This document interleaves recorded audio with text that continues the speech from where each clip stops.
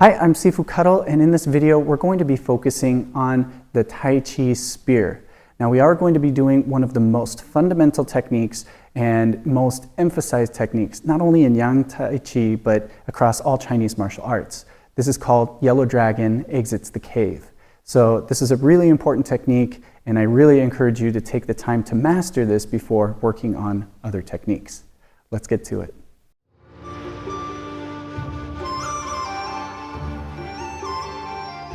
Now, first and foremost, I want to talk a little bit about spear basics in general. There is a maxim in Chinese martial arts that says front hand loop, back hand lock. And basically what this means is how we're going to be holding and controlling the spear. The front hand is meant to guide the spear and aim, but not to get to the point where it's going to be too tight and hold the other hand back. So you want to think of just having this front hand like a loop itself, and then the back hand is going to be gripping tightly and locked into position to really power the spear. So your front hand is used to aim, back hand is used for power. Now, when it comes down to spear technique, Tai Chi is a northern style of Chinese martial arts, and it uses northern style spear techniques, which means the right hand is going to be at the base end of the spear, and the left hand is going to be the one that's looped and guiding the spear. Southern Kung Fu styles tend to have the left hand behind and the right hand forward. I would usually suggest do what's comfortable for you, but in Yang style Tai Chi, we always have the right hand back and the left hand forward. So I encourage you to train this way. Now, the one last thing I want to mention before we get started is the position of the back hand. Some schools will differ, but in the school that I came up through and in the style of Tai Chi that I do, we have our hand all the way at the base of the spear. There is no extra amount of spear behind it. So make sure to keep that in mind. Try to go for that full extension as we're doing this and as we're going over the technique. Otherwise, grab your spear and let's get to work.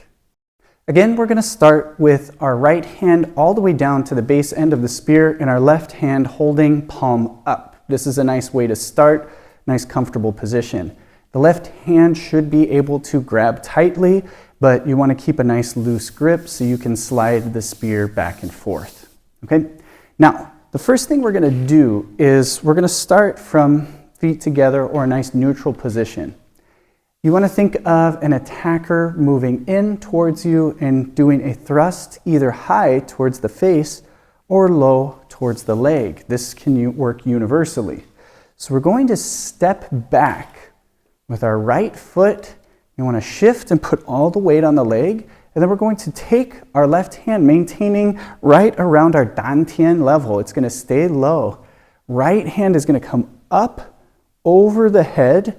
Keep the elbow down, and then notice the tip comes down. So from here, if a thrust is coming towards my face, I use between the hands to block, or if the thrust is coming down towards the leg, I use from the hand down to block in front. So this works two ways. Now if I'm facing more towards you, or if I'm facing more this way, as I step back and shift back, the spear has to come up and block. My left hand has to allow some movement, but then tighten when I finally achieve the block. Okay, and then again, I can block high and low, blocking the face, blocking down at the leg. And I come back here, okay? So again, stepping back, weight on the back leg, shift back, and then time that the point that you shift back, the spear ends. Now from here, my left hand is going to stay more or less at the same level. There's going to be just a slight palm change to turn my hand from up to down. And I'm going to use my left hand to press. My right hand is going to come down towards waist level, but not attached to the hip. So from here, right hand comes down. Left hand is going to follow by pressing down. I want my palm down. My finger is okay to point forward here. And then, once I'm done, I start shifting a little bit, okay? So again, we step back, shift back, block, shift a little bit forward to press, and then now I'm going to pivot, shift to my bow stance, and finish with a thrust. Now notice I slide my right hand all the way into my left. This is where we want to focus on the training aspect of it and get as much extension as possible. So my stance turns my shoulders, turns my waist, powers the thrust, and then my left hand ends up just cupping my right hand. Okay? So if I'm facing this way, I step back, shift, block, shift, press, now turn and pivot, and then finish with the thrust. Notice cupping right here. Okay? Again, right here, I step back, block, press, finish with the thrust. Again, shift back, block, press, shift with the thrust. Okay, nice and easy here. This one, I suggest you practice at different speeds so you get a good feeling of how the spear is working, because if you have a long spear, as we get to this part right here, you're working on lifting the spear up, so you may not have the best feeling of what the thrust should feel like.